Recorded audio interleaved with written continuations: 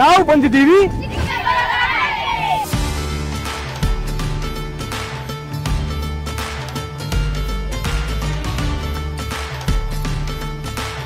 ಸಾಮಾನ್ಯ ದೀಪಾವಳಿ ಆಗಿರಬಹುದು ಅಂತ ಹೋದ ನಮಗೆ ಕಾಣ ಸಿಕ್ಕಿದ್ದು ಮಾತ್ರ ಅದ್ಭುತ ಸಂಸ್ಕೃತಿ ಸಂಪ್ರದಾಯಗಳ ಚಿತ್ರಣ.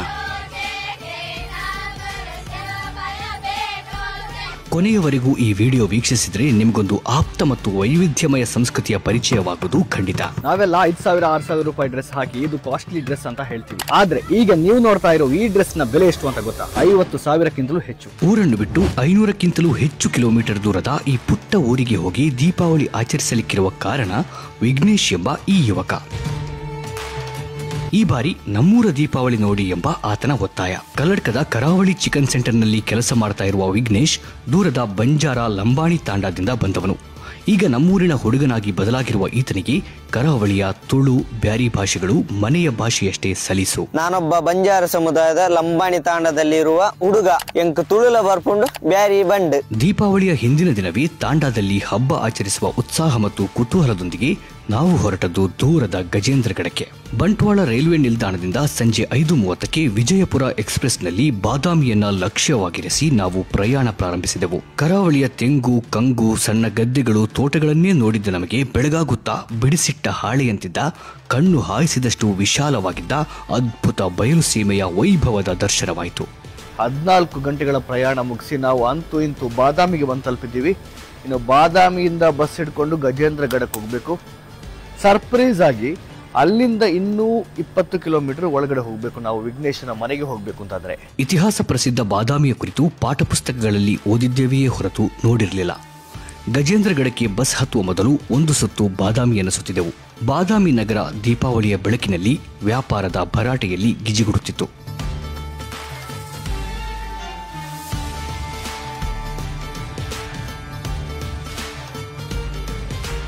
ಎಲ್ಲಿ ನೋಡಿದರೂ ಆಕಾಶದೆತ್ತರಕ್ಕೆ ನಿಂತ ಇಲ್ಲಿನ ಕಲ್ಲುಗಳಿಗೆ ನಾವು ತಿನ್ನುವ ಬಾದಾಮಿಯದ್ದೇ ಬಣ್ಣ. ಅದಕ್ಕಾಗಿಯೇ ಈ ಊರಿಗೆ ಬಾದಾಮಿ ಎಂಬ ಹೆಸರು ಬಂತು ಎನ್ನುತ್ತಾರೆ. ಬಾದಾಮಿಯಿಂದ 44 ಕಿಲೋಮೀಟರ್ ದೂರದ ಗಜೇಂದ್ರಗಡದಲ್ಲಿ ನಿಮಗಾಗಿ ಕಾಯುತ್ತೇನೆ ಅಂತ ವಿಘ್ನೇಶ್ ಹೇಳಿದ್ದ.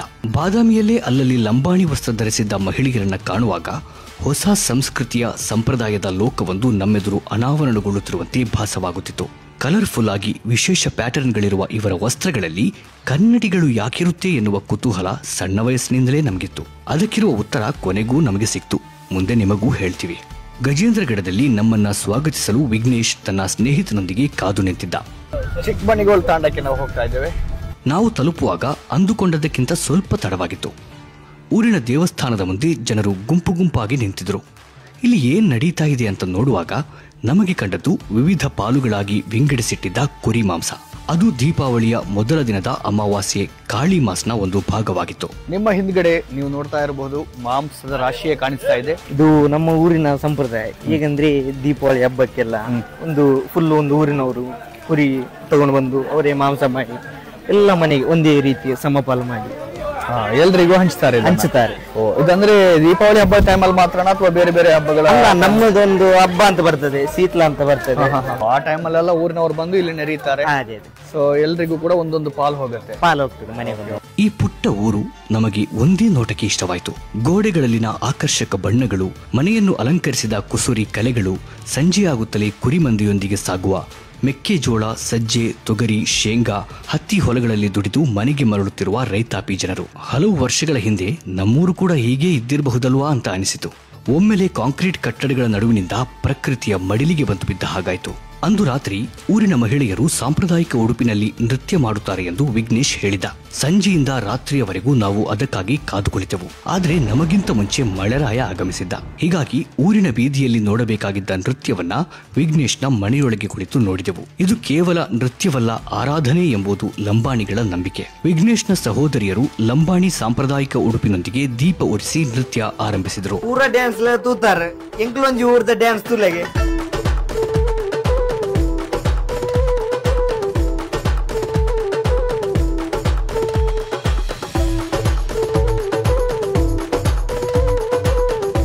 ಈ ನಡುವೆ ವಿಘ್ನೇಶ್ಗೆ ಊರವರ ಕರೆ ಬಂತು. ದೀಪಾವಳಿ ಸಂಭ್ರಮಕ್ಕೆ ಊರವರು ಖರೀದಿಸಿಟ್ಟಿದ್ದ ಕೆಜಿಗಟ್ಟಲೆ ಕೋಳಿಗಳನ್ನ ಮಾಂಸ ಮಾಡಿಕೊಡಲು ಗೆಳೆಯರು ದುಂಬಾಲು ಬಿದ್ದಿದ್ರು. ತನ್ನ 5 ವರ್ಷಗಳ ಅನುಭವದಿಂದ ವಿಘ್ನೇಶ್ ನಿಮಿಷಗಳಲ್ಲೇ ಕೋಳಿ ಕತ್ತರಿಸಿ ಮಾಂಸ ಮಾಡುವುದನ್ನು ನೋಡಿ ಊರವರು ಅವಾಕ್ಕಾಗಿ ನಿಂತಿದ್ರು. ಈ ಕಡೆ ಮನೆಯಲ್ಲಿ ನೃತ್ಯದ ನಂತರ ಯುವತಿಯರು ಲಂಬಾಣಿ ಭಾಷೆಯಲ್ಲಿ ದೀಪಾವಳಿಯ ಶುಭಾಶಯ ಸಲ್ಲಿಸುತ್ತಾ ಮನೆ ಮಂದಿಗೆ ಆರತಿ ಬೆಳಗುತ್ತಾರೆ.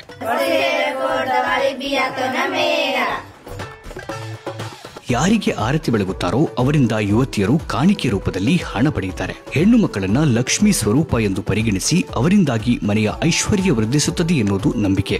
ಈ ವೇಳೆ ತಾಂಡಾದಲ್ಲಿರುವ ಎಲ್ಲ ಮನೆಗಳಿಗೂ ಹೋಗುವ ಹೆಣ್ಣು ಮಕ್ಕಳು ದೀಪ ಬೆಳಗುತ್ತಾರೆ. ನಿಮ್ಮ ಕಷ್ಟ ಕಾರ್ಪಣ್ಯಗಳು ದೂರವಾಗಲಿ ಎಂದು ಪ್ರಾರ್ಥಿಸುತ್ತಾರೆ. ಈ ಮನೆಗಳಲ್ಲಿ ಅವರಿಗೆ ಸಿಗುವ ಹಣವನ್ನು ಎಲ್ಲರೂ ಸೇರಿ ಮರುದಿನ ನಡೆಯುವ ವಿಶೇಷ ಕಾರ್ಯಕ್ರಮದಲ್ಲಿ ತಮ್ಮ ನಡುವೆಯೇ ಹಂಚಿಕೊಳ್ಳುತ್ತಾರೆ. ನಗು, ಸಂತೋಷ, ಅಳು ಎಲ್ಲವೂ ಬೆರೆತಿರುವ ಈ ಕಾರ್ಯಕ್ರಮ ಏನು, ಅದರ ವಿಶೇಷತೆ ಏನು ಅನ್ನೋದನ್ನ ಮುಂದೆ ಹೇಳ್ತೀವಿ. ಅದಕ್ಕೂ ಮುಂಚೆ ಕುತೂಹಲಕಾರಿಯಾಗಿರುವ ಲಂಬಾಣಿ ಉಡುಪಿನ ಕುರಿತ ಅಪರೂಪದ ಮಾಹಿತಿ ಹೇಳ್ತೀವಿ, ಕೇಳಿ. ನಿಮ್ಮ ಸಾಂಪ್ರದಾಯಿಕ ಉಡುಪಿನ ಬಗ್ಗೆ ಸ್ವಲ್ಪ ಹೇಳಿ ಅಂತ ಕುತೂಹಲದಿಂದ ನಾವು ಕೇಳಿದಾಗ ವಿಘ್ನೇಶ್ನ ಸಹೋದರಿಯರಾದ ಅಕ್ಷತಾ ಮತ್ತು ಸಂಗೀತ ಕೂಡಲೇ ತಯಾರಾದರು. ಪೇಟಿಯ ಕಾಂಚಲಿ ಬಾಂಬ್ಡಿ ಎನ್ನುವುದು ಈ ಉಡುಪಿನ ಹೆಸರು.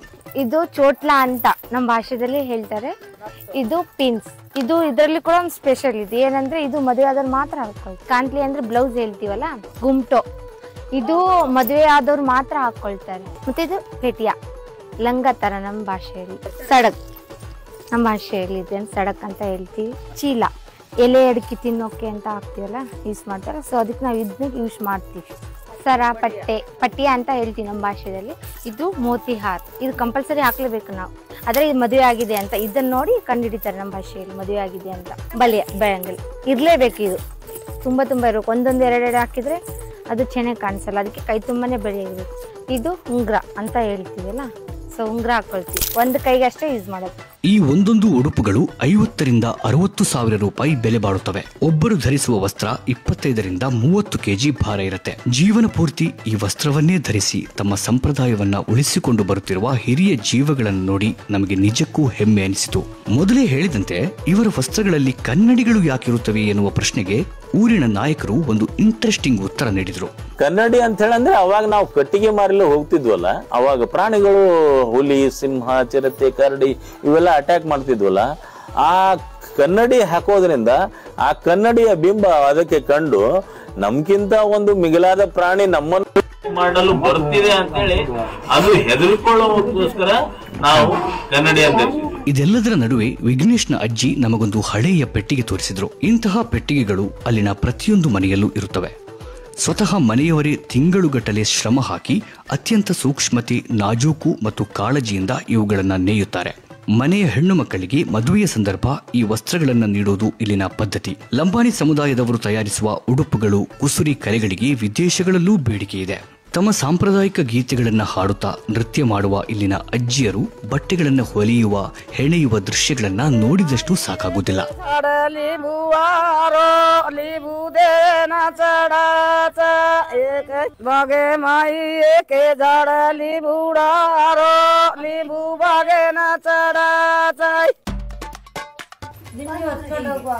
ಬಿಂದಿಗೆ ಹೊತ್ಕೊಂಡು ಹೋಗುವಾಗ.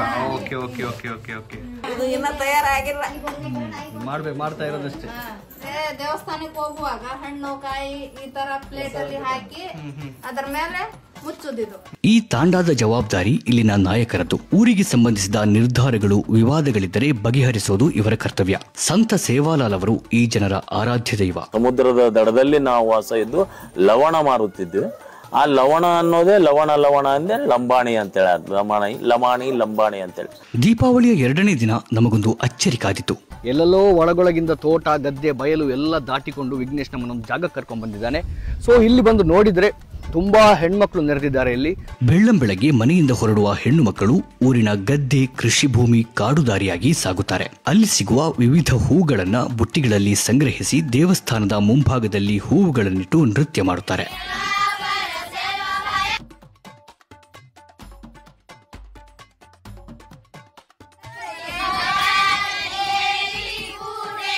ವಿಶೇಷವಾಗಿ ಇಲ್ಲಿ ಸಂತೋಷ, ಸಂಭ್ರಮ, ನಗು ಮಾತ್ರ ಅಲ್ಲ, ಇದರ ನಡುವೆ ಅಳುವಿನ ಭಾವನಾತ್ಮಕ ಕ್ಷಣವೂ ಇದೆ. ಬಾಲಕಿಯರಿಗೆ ಮಾತ್ರ ಸೀಮಿತವಾಗಿರುವ ಈ ಕಾರ್ಯಕ್ರಮದಲ್ಲಿ ಮದುವೆಯಾದ ಬಳಿಕ ಭಾಗವಹಿಸುವಂತಿಲ್ಲ. ಹಾಗಾಗಿ ಮುಂದಿನ ವರ್ಷ ಮದುವೆಯಾಗಲಿರುವ ಹೆಣ್ಣು ಮಕ್ಕಳು ನಿರ್ದಿಷ್ಟ ಜಾಗದಲ್ಲಿ ಕುಳಿತು ಪರಸ್ಪರ ತಬ್ಬಿಕೊಂಡು ಅಳುವುದು ಕೂಡ ಇಲ್ಲಿನ ಸಂಪ್ರದಾಯ. ನೆಕ್ಸ್ಟ್ ವರ್ಷ ಬರಲ್ಲ ದುಃಖ ಅನ್ಸುತ್ತೆ, ಅಳು ಬರುತ್ತೆ, ಅದಕ್ಕೆ ಆ ಕಲ್ಚರ್ ಆಡ್ತಿದ್ವಿ. ಹೀಗೆ ಯುವತಿಯರು ಬುಟ್ಟಿಯಲ್ಲಿ ತುಂಬಿಸಿ ತಂದ ಹೂಗಳನ್ನ ಊರಿನ ಮನೆಗಳ ವಿವಿಧ ಜಾಗಗಳಲ್ಲಿಟ್ಟು ಹಾಡಿ ಹಾರೈಸುತ್ತಾ ಗೋಧನ್ ಪೂಜೆಯನ್ನ ನೆರವೇರಿಸುತ್ತಾರೆ.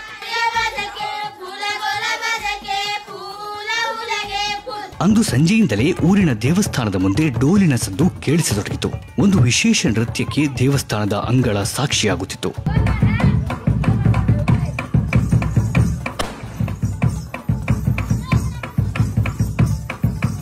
ಸಣ್ಣ ಮಕ್ಕಳು ದೊಡ್ಡವರ ನೃತ್ಯವನ್ನ ನೋಡುತ್ತಾ ಆಸಕ್ತಿಯಿಂದ ಕಲಿಯುತ್ತಿದ್ರು. ಒಂದು ಜನಾಂಗದ ಕಲೆ, ಸಂಪ್ರದಾಯ, ಸಂಸ್ಕೃತಿ ಮುಂದಿನ ತಲೆಮಾರಿಗೆ ಗುರುಗಳಿಲ್ಲದೆ ರವಾನೆಯಾಗುತ್ತಿರುವುದನ್ನ ನಾವು ನೋಡುತ್ತಾ ನಿಂತೆವು. ಈ ನೃತ್ಯ ಗುಂಪು ಗುಂಪಾಗಿ ತಡರಾತ್ರಿಯವರೆಗೂ ಮುಂದುವರೆದಿತ್ತು. ಮೊದಲೇ ಹೇಳಿದಂತೆ ನಾವು ಇಂತಹ ಅದ್ಭುತ ಸಂಸ್ಕೃತಿ ಸಂಪ್ರದಾಯವನ್ನ ನೋಡಿ ಅನುಭವಿಸಲು ಕಾರಣವೇ ವಿಘ್ನೇಶ್. ಕಲ್ಲಡ್ಕ ಆಸುಪಾಸಿನ ಗ್ರಾಮಗಳಲ್ಲಿ ವಿಘ್ನೇಶ್ ಎಂದರೆ ಎಲ್ಲರಿಗೂ ಅಚ್ಚುಮೆಚ್ಚು. ಚಿಕನ್ ಡೆಲಿವರಿಗೆ ಹೋದ್ರೆ ಊರಿನ ಹುಡುಗನಿಗಿಂತಲೂ ಚೆನ್ನಾಗಿ ತುಳು, ಬ್ಯಾರಿ ಭಾಷೆಗಳಲ್ಲಿ ಊರವರೊಂದಿಗೆ ಆತ್ಮೀಯವಾಗಿ ಮಾತನಾಡುತ್ತಾನೆ. ಅಕ್ಲ ಬಂತಿರ ಎಂಕ್ಲ ಊರ್ದೆ ಅಕ್ಲೆಗ್ ತುಳು ಪೂರ ಪಾತೆರ್ದು ಅಂಚಾಪುಂಡು ಅಕ್ಲೆಗ್ ಏರಿಯಾಗ್ಲ ಗೊತ್ತಿಜ್ಜಿ ಮತ್ತೆ ಬ್ಯಾರಿಗ್ಲ ಗೊತ್ತಿಜ್ಜಿ ಅಕ್ಲ ಲೆಕ್ಕ ಮಾಡಿದ್ರೆ ಅಂಚ ಎಂಕಲ್ದೆ ഇപ്പൊ ബാരെ ചേർച്ചിറങ്ങുന്നുണ്ടാ ചെറുക്ക ഇവിടെ ഞങ്ങളായത്തോന്നു ചൊന്നിങ് അത്ര ഷോക്ക് ಬ್ಯಾರಿ ಮುಂಡ್ರಲ್ಲಿ അങ്ങനെ പേരിച്ചാ ಬ್ಯಾರಿ ಉಂಟು. ಕಲ್ಲಡ್ಕದಲ್ಲಿ ಒಂದು ಜಾತ್ರೆ ಆಗ್ಲಿ, ಮೌಲೋದಾಗ್ಲಿ, ಮದುವೆ ಆಗ್ಲಿ, ಒಂದು ಮದರಂಗಿ ಆಗ್ಲಿ ಎಲ್ಲದಕ್ಕೆ ಕರೀತಾರೆ. ಕಲ್ಲಡ್ಕದಲ್ಲಿ ಎಲ್ಲರೂ ಕರೆದ ಎಲ್ಲದಕ್ಕೆ ಹೋಗ್ತೇನೆ. ದೂರದ ತಾಂಡಾದ ಹುಡುಗ ದಕ್ಷಿಣ ಕನ್ನಡ ಜಿಲ್ಲೆಯ ಕಲ್ಲಡ್ಕ ಸೇರಲು ಕಾರಣವಾಗಿದ್ದು ಕೋವಿಡ್ ಸಂಕಷ್ಟ ಮತ್ತು ಬಡತನ. ತುಂಬಾ ಕಷ್ಟ ಅನುಭವಿಸಿದ್ವಿ ಕೊರೋನಾ ಟೈಮ್ನಲ್ಲಿ. ಅಲ್ಲಿ ಸಾಲ, ಇಲ್ಲಿ ಸಾಲ, ಇಡೀ ಊರೇ ಹೋಗಿದೆ ಅಣ್ಣ. ಒಬ್ರು ಇಬ್ರು ಸ್ವಲ್ಪ ಪ್ರಾಯದವ್ರನ್ನ ಬಿಟ್ಟು ಸ್ವಲ್ಪ ಏನು ಗದ್ದೆ, ಒಂದು ಬೋರ್ ಅಂತ ಇದೆ, ನೀರಿನ ವ್ಯವಸ್ಥೆ ಇದ್ದವರು ಹೋಗ್ಲಿಲ್ಲ. ಉಳಿದವರೆಲ್ಲ ಜನ ಹೋಗಿದ್ದಾರೆ. ಮತ್ತೆ ತುಂಬಾ ಕಷ್ಟವಾಗ ಕೊರೋನಾ ಟೈಮಲ್ಲಿ. ಬಯಲು ಸೀಮೆಯಿಂದ ಕೆಲಸ ಹುಡುಕುತ್ತಾ ಕರಾವಳಿಯ ಕಡೆಗೆ ಕುಟುಂಬ ಸಮೇತ ವಲಸೆ ಕಾರ್ಮಿಕರು ಬರುತ್ತಾರೆ. ಹಾಗೆ 25 ವರ್ಷಗಳ ಹಿಂದೆ ವಿಘ್ನೇಶ್ನ ಕುಟುಂಬ ವಲಸೆ ಬಂದಿತ್ತು. ವರ್ಷಗಳು ಕಳೆದಂತೆ ಲಂಬಾಣಿ ಸಂಸ್ಕೃತಿಯ ಈ ಜನರು ಕರಾವಳಿ ಸಂಸ್ಕೃತಿ ಭಾಷೆಯೊಂದಿಗೆ ಬೆರೆತರು. ಎಂಕ್ಲೆ ಕುಡ್ಲ ಬಂಡ ಭಯಂಕರ ಇಷ್ಟ. ಎಂಚ ಗೊತ್ತಂಡೆ ಎಂಕ್ಲೆ ಮೂರು ಜಾಸ್ತಿ ಕಮ್ಮಿ ಮುಂಜಾನೆ ಜೀವನ ಮಾಡ್ತೀನಿ ಕಮ್ಮಿ. ಎಂಕ್ಲೆ ಜಾಸ್ತಿ ಅಭ್ಯಾಸ ಆತೀನಿ ಕುಡ್ಲಡು. ಎಂಕ್ಲೆ ಅವೇ ಊರು ಒಂದು ಪಿರಾಯಿ ಊರು ಜಾಸ್ತಿ ಉಪ್ಪಿನ ಅವಳು ಎಂಕ್ಲಿ ಕುಡ್ಲಾಡೆ ಇತ್ತಿತ್ತ ಮತ್ತೆ ಎಂಕ್ಲಿ ಸೆಟ್ಲ್ ಆತ ಊರಿಗೆ ಎಂಕ್ಲ ಊರಿಗೆ ಬರ್ಕಾಲ್ ಅಣ್ಣ ಎಂಕ್ಲೆ ಊರೇ ಕುಡ್ಲ. ಸಂಸ್ಕೃತಿ, ಸಂಪ್ರದಾಯ, ಭಾಷೆಯ ವಿಷಯ ಮಾತ್ರ ಅಲ್ಲ, ಇಲ್ಲೊಂದು ಸೌಹಾರ್ದ, ಸಾಮರಸ್ಯದ ಕಥೆಯೂ ಇದೆ. 4-5 ವರ್ಷಗಳಿಂದ ವಿಘ್ನೇಶ್ ಕೆಲಸ ಮಾಡ್ತಾ ಇರೋದು ಗೋಲ್ಡ್ ಮಜಲಿನ ಅಕ್ಬರ್ ಅಲಿ ಅವರ ಚಿಕನ್ ಸೆಂಟರ್ನಲ್ಲಿ. ಈಗಲೂ ನಾವು ನಮ್ಮ ಮಗನ ಎಷ್ಟು ಚೆನ್ನಾಗಿ ನೋಡ್ತೇವೆ ಅಷ್ಟೇ ಚೆನ್ನಾಗಿ ಅವ್ರು ನೋಡಿದ್ರೆ ಇಷ್ಟು ವರ್ಷ ಅವ್ರ ಹತ್ರ ಬಿಟ್ಟಿದ್ದೇವೆ. ನಾವು ಈಗ ಇಲ್ಲ ಅಲ್ಲಿ, ಈಗ ಒಂದು 4-5 ವರ್ಷ ಆಯ್ತು ಅಲ್ಲಿ ಬಿಟ್ಟು ಬಂದಿದ್ದೇವೆ. ನಾವೀಗ ಇಲ್ಲೇ ಊರಲ್ಲೇ ಇರೋದು. ಆದ್ರೆ ನಮ್ಮ ಮಗ ಈಗ ಅವ್ರ ಹತ್ರನೇ ಇದ್ದಾನೆ, ಚೆನ್ನಾಗಿ ನೋಡ್ಕೊಳ್ತಾ ಇದ್ದಾರೆ. ಆಗ ಒಳ್ಳೆ ಪ್ರೀತಿ ಎಲ್ಲ ಕೊಟ್ರು, ಒಳ್ಳೆ ಮನೆ ಇದು ತರ ನೋಡ್ಕೊಂಡ್ರು. ಹಾಗೆ ಅದರಿಂದ ಕಂಟಿನ್ಯೂ ಮಾಡಿ ಬೇರೆ ಕಡೆ ಹೋಗ್ಲಿಕ್ಕೆ ಮನಸ್ಸಿಲ್ಲ. ನಮ್ಮ ಫ್ಯಾಮಿಲಿ, ತಂದೆ ತಾಯಿ ಎಲ್ಲರೂ ಒಳ್ಳೆಯವರೇ. ಮತ್ತೆ ಒಂದೇ ಗಂಡು ಮಗ, ಒಂದು 4 ಹೆಣ್ಣು ಮಗ. ಅವ್ರಿಗೆ ಒಳ್ಳೆ ಹುಡುಗ, ಏನು ತೊಂದರೆ ಇಲ್ಲ. ಎಲ್ಲ ವಿಷಯದಲ್ಲಿ ಒಳ್ಳೆ ವಿಶ್ವಾಸದ ಹುಡುಗ, ಏನು ಹೇಳಲಿಕ್ಕಿಲ್ಲ, ಒಳ್ಳೆ ಹುಡುಗನೇ. ಈಗ ಊರಿಗೆ ಹೋಗಿದ್ದಾನೆ, ಊರಿಗೆ ಹೋಗಿ ಅದೇ ಟೈಮಲ್ಲಿ ಬರ್ತಾನೆ, ಒಳ್ಳೆ ದುಡಿತಾನೆ. ವಿಡಿಯೋ ಮಾಡಲೆಂದು ಹೋಗಿದ್ದ ನಮಗೆ 3 ದಿನಗಳು ಕಳೆದದ್ದು ಗೊತ್ತಾಗ್ಲೇ ಇಲ್ಲ.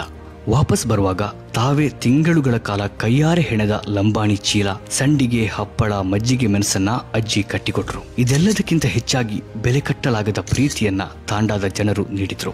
ಮಕ್ಕಳಂತೂ ನಮ್ಮೊಂದಿಗೆ ಸುಳಿತಾ ಇದ್ರು. ನನ್ನನ್ನ ಮರಿಬೇಡಿ ಅಂತ ಹೇಳುವಾಗ ಅಜ್ಜಿಯ ಕಣ್ಣು ತುಂಬಿತ್ತು. ಅದರ ಜೊತೆಗೆ ನಮ್ಮ ಕಣ್ಣು ಕೂಡ. ಎತ್ತನ ಮಾಮರ ಎತ್ತನ ಕೋಗಿಲೆ ಎಂಬಂತೆ ಯಾವುದೋ ಭಾಷೆ, ನೆಲ, ಸಂಸ್ಕೃತಿಯ ಇದುವರೆಗೆ ಪರಿಚಯವೇ ಇಲ್ಲದ ನಮ್ಮನ್ನ ಮನೆ ಮಕ್ಕಳಂತೆ ನೋಡಿಕೊಂಡ್ರು. ಬಯಲು ಸೀಮೆಯೊಂದಿಗಿನ ಒಲವು ಹೆಚ್ಚಾದಷ್ಟು ಈ ಮುಗ್ಧ ಬಡ ಜನರನ್ನ ತನ್ನ ಒಡಲಲ್ಲಿಟ್ಟುಕೊಂಡು ಪೋಷಿಸ್ತಾ ಇರುವ ಕರಾವಳಿಯ ಕುರಿತು ಹೆಮ್ಮೆ ಎನಿಸಿತು. ತಾಂಡಾದಿಂದ ಮರಳುವ ವೇಳೆ ಕೊನೆಯೇ ಇಲ್ಲದ ಹಾಗೆ ಕಾಣ್ತಾ ಇದ್ದ ಬಯಲುಗಳು ವಿಘ್ನೇಶನ ಊರವರ ಮತ್ತು ಮನೆಯವರ ವಿಶಾಲ ಹೃದಯದ ಹಾಗೆ ನಮಗೆ ಭಾಸವಾಗ್ತಾ ಇತ್ತು. ಇಂತಹ ವಿಶೇಷ ಸ್ಟೋರಿಗಳು ನಿಮಗೆ ತಿಳಿದಿದ್ರೆ ನಮಗೂ ತಿಳಿಸಿ. ಈ ವಿಡಿಯೋ ಕುರಿತ ನಿಮ್ಮ ಅಭಿಪ್ರಾಯಗಳನ್ನ ಕಮೆಂಟ್ ಮಾಡಿ. ಹೊಸ ಊರು, ಹೊಸ ಸಂಸ್ಕೃತಿ, ಹೊಸ ಸಂಪ್ರದಾಯ, ಹೊಸ ಪ್ರಯಾಣದೊಂದಿಗೆ ಇನ್ನೊಮ್ಮೆ ಭೇಟಿಯಾಗೋಣ.